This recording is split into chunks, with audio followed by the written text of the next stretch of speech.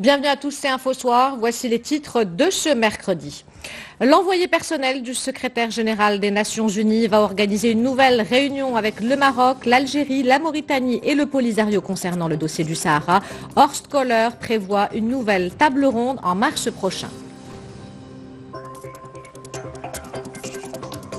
Température polaire et vagues de froid historiques aux États-Unis et en France, où la tempête Gabrielle se dirige vers l'Allemagne. Au Maroc aussi, la vigilance est de mise. La direction de la météorologie nationale annonce des pluies et des rafales de vent pour vendredi. 6 foyers de cas de fièvre afteuse ont été découverts depuis le 7 janvier. Nous nous sommes rendus dans une exploitation agricole dans la province de Sidi Ben Nour où le cheptel a été contaminé par le virus. Par mesure de sécurité, tous les souks ont été fermés et les animaux de plusieurs élevages abattus. Pour terminer cette édition, nous irons à Bamako où le festival Afrique du Rire a fait escale. C'est dans une salle pleine à craquer, celle de l'Institut français de la capitale malienne, que les artistes se sont succédés pour des représentations pleines de surprises. Madame, Monsieur, bonsoir. Horst Köhler prévoit une nouvelle table ronde en mars prochain. L'envoyé personnel du secrétaire général des Nations Unies va organiser une nouvelle réunion avec le Maroc, l'Algérie, la Mauritanie et le Polisario. Le Conseil de sécurité des Nations Unies a tenu à New York hier des consultations sur la question du Sahara marocain. Horst Köhler a briefé les membres du Conseil sur ces derniers efforts visant à relancer les pourparlers. Les détails avec Hind Benabni.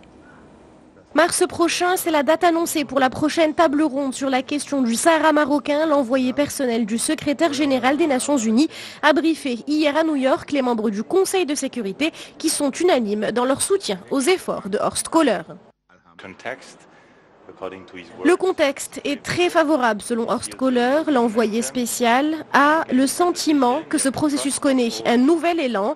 Il a la confiance de toutes les parties et l'environnement des discussions est donc positif.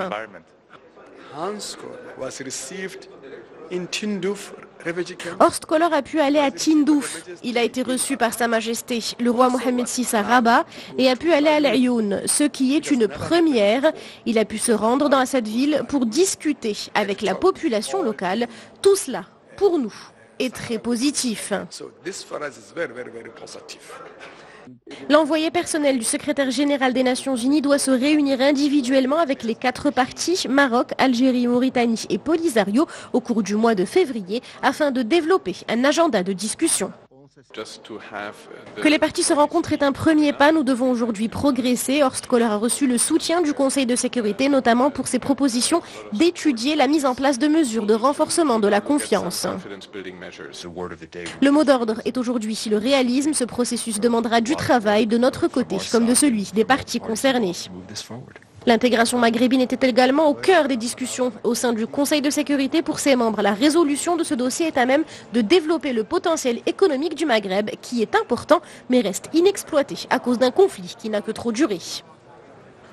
Pour parler plus en détail de ces consultations, avec moi sur le plateau, notre consultant, professeur Khalid Chegraoui, bonsoir. Bonsoir. Alors, dans quel contexte s'est tenue cette réunion et est-ce qu'on peut parler d'un climat positif ? Effectivement, d'ailleurs, depuis décembre, on a vu qu'il y a pas mal de changements concernant cette question. L'adoption par les conseils européens, le Parlement européen, du fait que le Sahara a été intégré dans les accords avec le Maroc. Dernièrement, la Chambre de représentants, dirigée par les démocrates aux États-Unis, a accepté de revoir sa copie et d'intégrer le Sahara dans son programme de l'USAID au Maroc. Et là arrive le briefing de l'envoyé spécial. Apparemment, ce briefing a souligné le rôle positif de l'action de l'ONU dans cette question et surtout le fait que la rencontre de décembre dernier a été positif. Il y a eu certainement un certain nombre d'avancées en ce qui concerne cette rencontre. Et bien sûr, il y a eu les réactions de l'ensemble des représentants, que ce soit permanents ou non permanents, qui ont tous souligné le fait qu'il y a eu des avancées et ce qui est fait comme quoi on va annoncer prochainement des rencontres bilatérales en premier lieu à partir de mi-février avec les 4 parties, bien sûr. Et il y aura une deuxième rencontre de même format que celle de Genève en février prochain. en mars. En mars plus. Alors, à la suite de ces consultations et après l'annonce de cette nouvelle table ronde en mars prochain, les réactions se sont multipliées et l'intervention du représentant de l'Afrique du Sud n'est pas passée inaperçue. Est-ce qu'on peut y lire une évolution ? Bon, on pourra dire qu'il y a un changement du discours diplomatique en ce sens. Certes, il y a un certain pragmatisme dans ce discours, mais il faut souligner aussi que le Maroc joue un rôle très important sur cette scène et surtout que l'ensemble des représentants du Conseil de sécurité, principalement déjà l'envoyé spécial, les États-Unis qui sont leaders quand même et qui gèrent cette question de manière très importante, savent très très bien le rôle que peut jouer le Maroc en termes d'agent stabilisateur, que ce soit au Maghreb, que ce soit au Sahel, Sahara et dans le continent africain, en Méditerranée et aussi en Atlantique Sud. Et je pense que ça va de soi avec ce qui a été déclaré, que ce soit par l'ambassadeur français qui était très positif, sa déclaration très positive, et surtout la déclaration du représentant de l'Afrique du Sud, d'ailleurs qui a marqué 2 points très importants, comme quoi dans cette rencontre principalement de décembre, il y a eu des avancées, et il a souligné aussi un fait très important que Koller a visité les territoires du Sahara, chose d'ailleurs qui pour nous qui est tout à fait normale, mais pour lui qui semble assez importante, et surtout le fait qu'il a annoncé quelque chose de très important, l'union du Maghreb. Or, l'union du Maghreb et la force économique du Maghreb ne peut pas se faire en excluant le Maroc de cette scène. Certes, il faut s'attendre quand même que l'autre partie va préparer aussi ses couteaux, va les aiguiser, du moment qu'il y a eu pas mal de défaites ces derniers temps, depuis décembre, et je pense qu'on va s'attendre aussi à des oppositions très virulentes de la part du Polisario et du gouvernement algérien prochainement. Professeur Khalid Chegraoui, merci pour cet éclairage. Le Congrès colombien réaffirme depuis Rabat sa position en faveur d'un règlement politique juste et durable à la question du Sahara sur la base de l'initiative marocaine d'autonomie, tout en condamnant les pratiques inhumaines infligées aux populations séquestrées dans les camps de Tindouf. Cette position, qui a fait l'objet d'une résolution adoptée par les 2 chambres du Congrès colombien, a été lue officiellement devant la presse à Rabat. Reportage de Miloudi Zindine, le récit est de Amin Abdelkhalq. Un message sans équivoque exprimé par cette importante délégation parlementaire colombienne reçue par le ministre des Affaires étrangères et de la coopération internationale. Elle a réaffirmé le soutien de Bogota à l'initiative marocaine d'autonomie, une position qui a fait l'objet d'une résolution adoptée par les 2 chambres du Congrès colombien.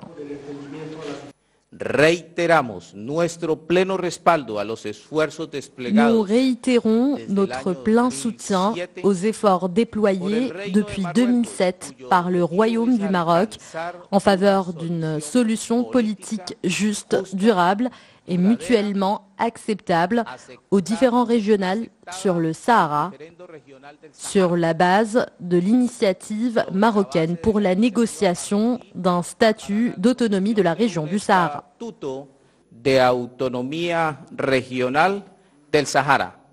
Toujours selon cette délégation, la souveraineté du Maroc sur l'ensemble de son territoire est un élément crucial pour favoriser la paix et la stabilité dans la région du Maghreb et du Sahel. Ces parlementaires ont également pointé du doigt la situation alarmante dans les camps de Tindouf. Manifestamos nuestra preocupación ante la persistencia.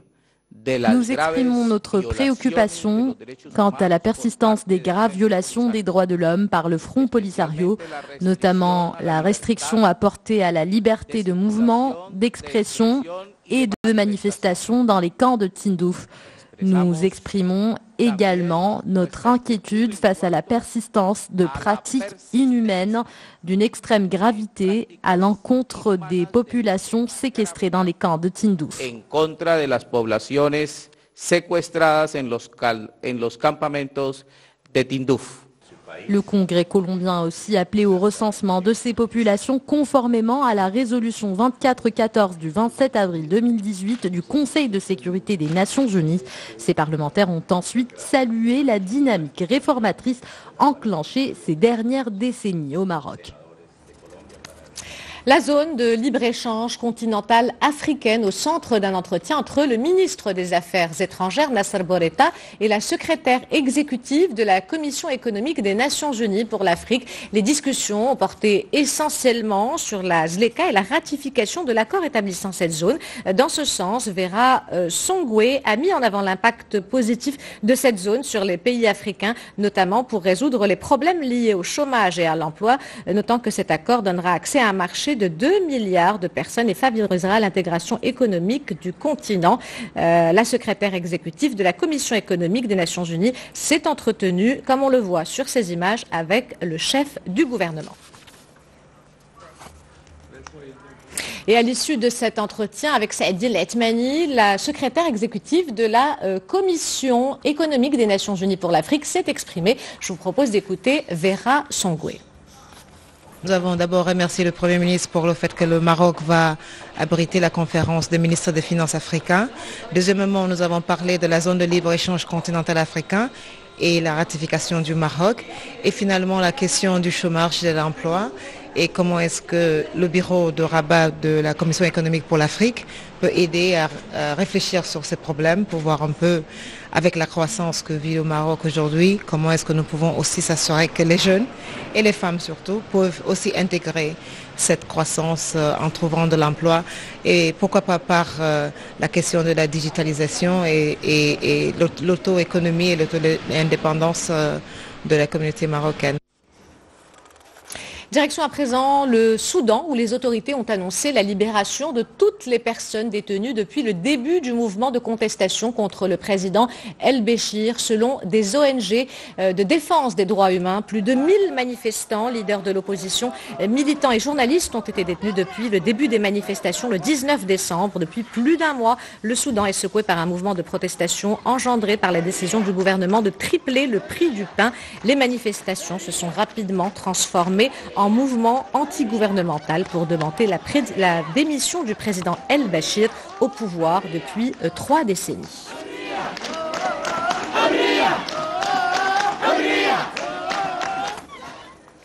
12 personnes sont mortes dans les inondations causées par des fortes précipitations cette semaine dans le nord de l'Arabie Saoudite. Depuis dimanche, 271 personnes ont été secourues, dont plus de la moitié à Tabouk. D'importantes averses se sont abattues sur plusieurs régions du royaume cette semaine, principalement dans le nord et le nord-ouest près de la frontière avec la Jordanie. Température polaire et vagues de froid historiques aux États-Unis où 60 millions de personnes sont concernées par l'alerte grand froid qui touche plusieurs États du pays, ce qui a entraîné de nombreuses perturbations dans le trafic aérien et routier ainsi que dans les administrations. Des conditions de circulation difficiles également en France où la tempête Gabrielle se dirige vers l'Allemagne. Le développement avec Rachid Hallaoui. Vague de froid record aux États-Unis avec des températures qui ont chuté jusqu'à moins 50 degrés par endroit. Du jamais vu depuis 20 ans. Une alerte météo a été donnée dans plusieurs États du Midwest, du Dakota du Nord à l'Ohio, mais également à Chicago, le mercure affichait moins 20 degrés à la mi-journée, une première pour cette ville depuis 1994. Le froid polaire couplé à la neige a provoqué des fermetures d'écoles dans l'Indiana, l'Illinois ou encore le Michigan. Le trafic routier a été fortement perturbé par les accidents et les embouteillages, ainsi que les transports aériens et ferroviaires. Changement de continent et direction la France où la tempête Gabrielle a traversé l'Hexagone, privant plus de 40 000 foyers d'électricité. 15 départements sur 43 ont été placés en vigilance orange, avec des couches de neige de 10 à 15 cm. En plus des opérations de déneigement, des mesures de restriction de circulation ont été annoncées et une vingtaine de vols ont été annulés à partir de l'aéroport Paris-Orly. Les transports scolaires ont été suspendus toute la journée, notamment en Bourgogne et dans les départements franciliens. Et au Maroc aussi, la vigilance est de mise. La direction de la météorologie nationale annonce des pluies localement fortes entre 40 et 60 mm qui intéresseront plusieurs provinces vendredi de 6h à 18h. À prévoir également de puissantes rafales de vent pour la journée du vendredi. Toujours, l'alerte concerne plusieurs régions du pays. D'importantes chutes de neige devraient également concerner les hauteurs des moyens et hauts Atlas. Je vous le disais en titre, 6 foyers de cas de fièvre afteuse ont été découverts depuis le 7 janvier. Nous nous sommes rendus dans une exploitation agricole à Oulad Amran qui relève de la province de Sidi Ben Nour où le cheptel a été contaminé par le virus. Par mesure de sécurité, tous les souks ont été fermés et les animaux de plusieurs élevages abattus. Reportage Atman Mawadeh, le récit est de Rachid Hallaoui. Suspension de l'activité du centre d'abattage de bestiaux au marché hebdomadaire d'Oulad Amran dans la province de Sidi Ben Nour. Une décision prise il y a 15 jours par les autorités sanitaires suite à la découverte de cas de fièvre afteuse.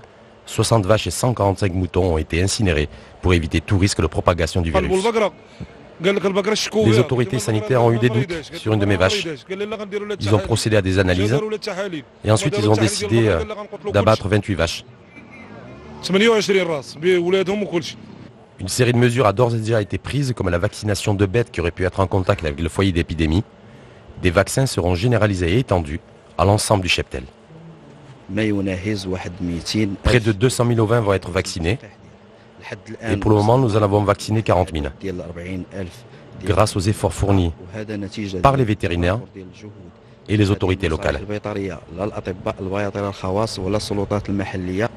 La fièvre afteuse est une maladie virale animale contagieuse pour les animaux, notamment les bovins, mais en aucun cas, le virus peut être transmissible à l'homme.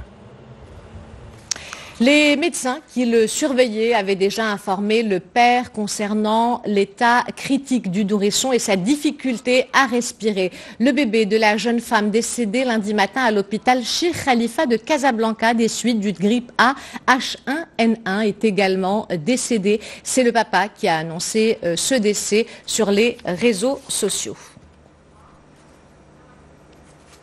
Et le nouveau-né était placé sous respiration artificielle depuis sa naissance. Sa mort n'a pas de lien avec la grippe porcine, comme l'a souligné le ministre de la Santé, qui était l'invité de l'édition de Midi 45. Je vous propose d'écouter Anas Toukali. J'aimerais juste préciser que la cause du décès du bébé n'est pas le virus, parce qu'il s'agit d'un nouveau-né prématuré.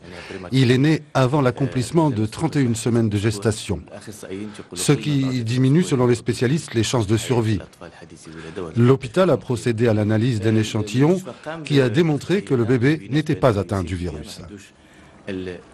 A signaler également dans l'actualité nationale ces interpellations à Fès. Les éléments du service préfectoral de la police judiciaire ont procédé à l'arrestation de 2 individus pour leur implication présumée dans une affaire de trafic de drogue et de psychotropes. Les 2 suspects ont été arrêtés en possession de 5 380 comprimés psychotropes et d'ecstasy dans 2 opérations différentes menées sur la base d'informations précises fournies par les services de la Direction générale de la surveillance du territoire national.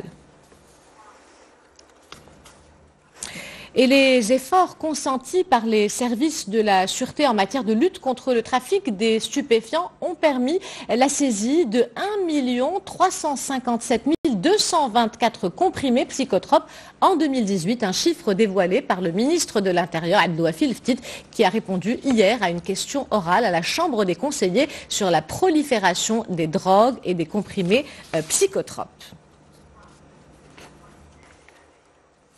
Accéder à l'eau potable grâce à des installations solaires, c'est ce qu'ont réussi à faire les habitants de la commune de Bouzerwal près de Zagora. Plusieurs dizaines de panneaux photovoltaïques viennent alimenter des pompes à eau qui permettent aux habitants de bénéficier de l'adduction à l'eau potable jusque dans leur foyer. Un soulagement pour ces familles qui auparavant étaient confrontées à l'assèchement et l'éloignement des puits. Reportage Nzhab Azizi El-Hsn Belalim, le commentaire est de Hind Ben Abnbi.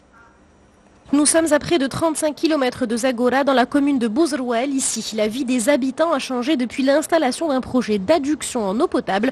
Auparavant, ils devaient parcourir plusieurs kilomètres pour se rendre au puits le plus proche.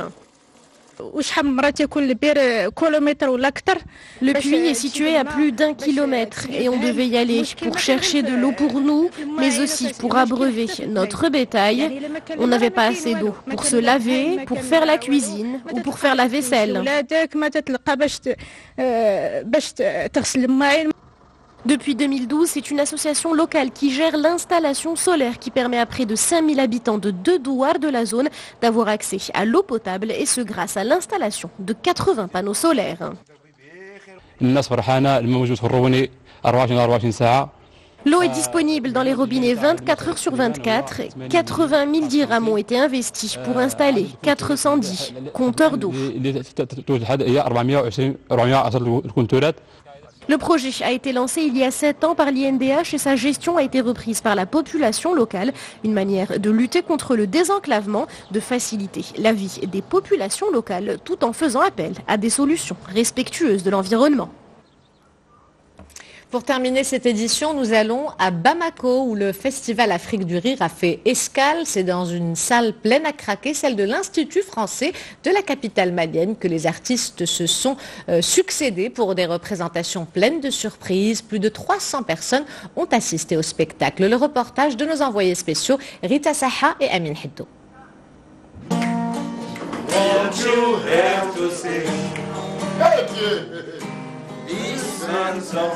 Quelques notes de guitare sur un air de Bob Marley. Voilà, ses camarades du continent se détendent à leur manière. De leur côté, Samia Orozman et le Magnifique comparent leur tenue en basin, toujours dans la bonne humeur. Pendant que le public de Bamako arrive au théâtre de l'Institut français. Et dès le début du show, le maître de cérémonie annonce la couleur et lance certains nouveaux venus, à l'image de Yaro, jeune humoriste, enfant du pays. Tu commences des défilés de 20h jusqu'à 23h. En rentrant à la maison, même on ne te donne pas un seul habit pour rentrer. Ça, c'est un travail, ça. Moi, je suis fier de participer à Afrique du Rire. Wallah, je suis fier. Je suis content que Dieu n'a qu'à faire, ça n'a qu'à être la continuité où Afrique du Rire, ça va. Bon. Tu me mets dedans, tu vois, non? Je suis, tu vois, voilà. Tu viens de loin. Tu viens d'où? Du Sénégal.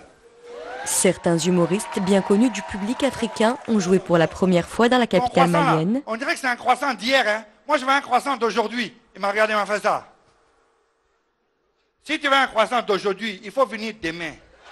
Tout comme Yas, pour sa première à Bamako, Samia Orozman a fait un véritable carton sur scène. Et les Maliens, quand ils te parlent, ils sont toujours souriants, ils ont le visage illuminé, ça donne un peu... Bonjour, monsieur. Ça va? Alhamdoulilah. Tes parents, ça va? La famille, ça va? Tout le monde, ça va? Alhamdoulilah. C'était magique. C'était... En fait, t'as l'impression de planer, tu vois. Les gens, ils rigolent beaucoup et ils t'emportent avec eux, avec leur rire. C'était magnifique. C'est la première fois que je viens à Bamako. Je trouve qu'il y a une atmosphère qui est incroyable. Pour moi, c'est la vraie Afrique, c'est celle que j'aime. C'est vivant, je sais pas, il y a une vraie belle âme. Et le public était magnifique ce soir. Un public venu en grand nombre. La soirée s'est même jouée à guichet fermé, devant des spectateurs plus que conquis. Top, génial, on a adoré, il faut qu'ils reviennent. Hein. Faut pas qu'ils nous laissent tous les ans. Très cool, très bien, c'est nickel. Qu'est-ce que vous avez préféré? Le premier de Wallace.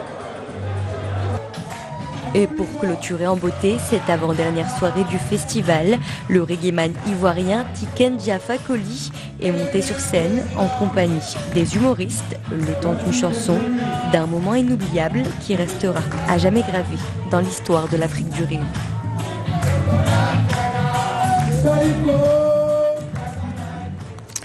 Avant de nous quitter, je vous rappelle l'une des principales informations de ce journal. Horst Köhler prévoit une nouvelle table ronde en mars prochain. L'envoyé personnel du secrétaire général des Nations Unies va organiser une nouvelle réunion avec le Maroc, l'Algérie, la Mauritanie et le Polisario. Le Conseil de sécurité des Nations Unies a tenu à New York des consultations sur la question du Sahara marocain. Et Horst Köhler a briefé les membres du Conseil sur ces derniers efforts visant à relancer les pourparlers. C'est la fin de cette édition. L'information se poursuit sur notre site 2m.ma et sur l'application My2M. Le prochain journal Al-Massaïa vous sera présenté par Salahdine Romari. Quant à moi, j'aurai le plaisir de vous retrouver demain à 20h15. En attendant, portez-vous bien et excellente soirée à tous.